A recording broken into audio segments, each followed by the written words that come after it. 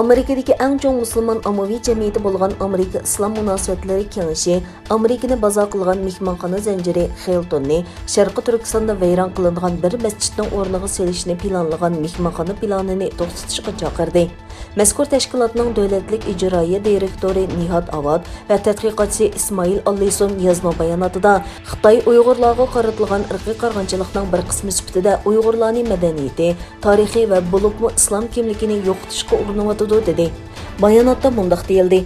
Xilton Şərqi Türkistan rayonunun Xotan şəhərində topa işlətiriş maşinası bilan vayron qilingan masjid o'rnida mehmonxona selish orqali Xitoyning irqiy qirg'inchilik nishonini amalga oshirishiga yordam qilyotidi.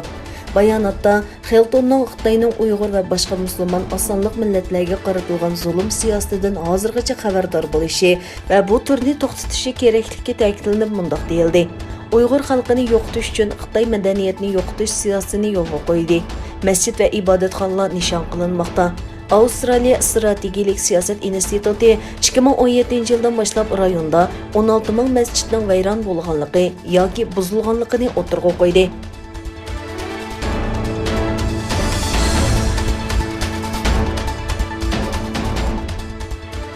Amerika hükümetiga qarashliq Amerika Xalqaro diniy erkinlik komitetining to'r betida 15 iyun kuni e'lon qilingan uqtirishda aytilishicha, mazkur komitetning komissarlaridan Nuri Turkel 15 iyundan boshlab rasmiy holda muavin raislik vazifasini o'taydi ekan.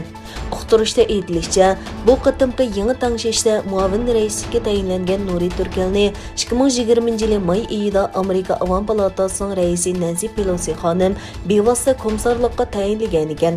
Nuri Turkel xizmatga tushgandan buyon Davr jurnalining dunyodagi eng ta'sirchan 100 shaxs, Boylik jurnalining dunyodagi 50 nafar ulug' rahbar qatorliq tizimliklaridan o'rin olgan.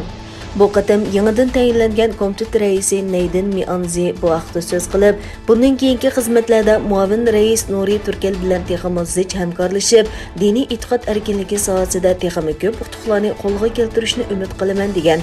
Ma'lum bo'lishicha, Nuri Turkelning vazifa o'tash muddati 2022 yil may oyida to'shir ekan. U hozir qo'shimcha Uyg'ur kishilik huquq qurilishi tashkiloti hay'atlar komitetining raisligini ustiga ilib kelmoqda ekan.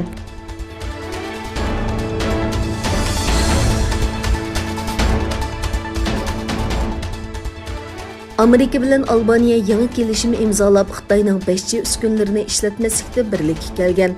Xabar qilinishicha, Amerika tashqi ishlar ministri bìlən 13 iyun bir yo'lda Shimoliy Atlantik ahdi tashkiloti boshliqlar yig'iniga qatnashishga tayyorlik qilayotgan Albaniya bosh ministri Edi Rama bilan ko'rishib, ikki hukumatga vakolatan 4 va 5 to'ri haqidagi yangi bir kelishimga imzo qo'ygan.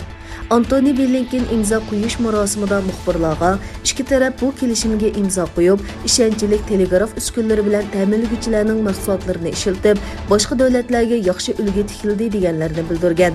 Ma'lum bo'lishicha, bultur Amerika tashqi ishlar ministri sobiq ministr Mike Pompeoning boshchiligida yer shari xarakterlik Pokis tor tashabbusini e'lon qilib, Amerikaning telegraf shirkatlari, app-ritallari, app-bozori, bulut mulozimati va suv osti kabeli qatorliq 5 cho'ng sohani butunlay tozalash planini o'tirib qo'yib, boshqa davlatlarni ishonchsiz deb qaralgan Xitoyning mulozimat uskunlari va texnikalik mahsulotlarini tozalash planiga ergishishga chaqirgan.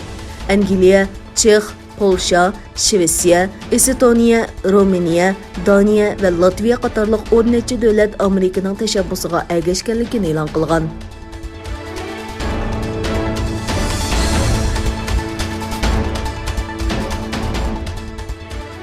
Germaniya bosh ministri Angela Merkel faqat Beyjing ishchi xizmatchilarining huquqida ilgirilash bo'lgandila Yevropa ittifoqi Xitoy bilan bo'lgan mablag' selish kelishimini tasdiqlaydi dedi. Merkel, bizning maqsadimiz Xitoyning emgak huquqining ko'rinarlik ilgirilishini ko'rish, jumladan bizning maqsadimiz Sharqi Turkistondagi majburiy emgakchilarning huquqining yaxshilanishini ko'rish dedi. Merkel bu kelishimning asosli qo'llovchilaridan biri bo'lib, bu kelishim o'tgan yili Germaniya Yevropa kengashining raisligi mezgilida imzolangan.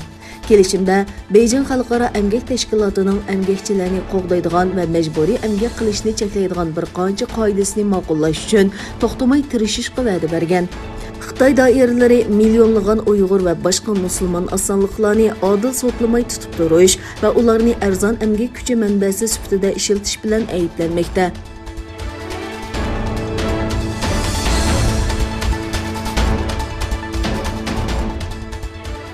Rossiya prezidenti Vladimir Putin bilan Amerika prezidenti Joe Baydin e'lon qilgan birlashma bayonotida yadro urushida g'alaba qilguvchilarning bo'lmaydiganligini bayon qilib, ularning bundaq urushni hargiz boshlamaslikka va'da berganligini qayta ta'kidladi. Kreml sarayı Putin bilan Baydinning Janvada o'tkazilgan uchrashuvdan keyin ma'qullangan birlashma bayonotini e'lon qildi. Bayonotda Rossiya bilan Amerikaning jiddiy vaziyatda strategik sohalarda oldin paraz qilishga kafolatlik qilish, qurolliq to'qinish va yadro urushi xavfini azaytishdek o'rtaq nishonga qarab ilgirilaydiganligi ko'rsatildi.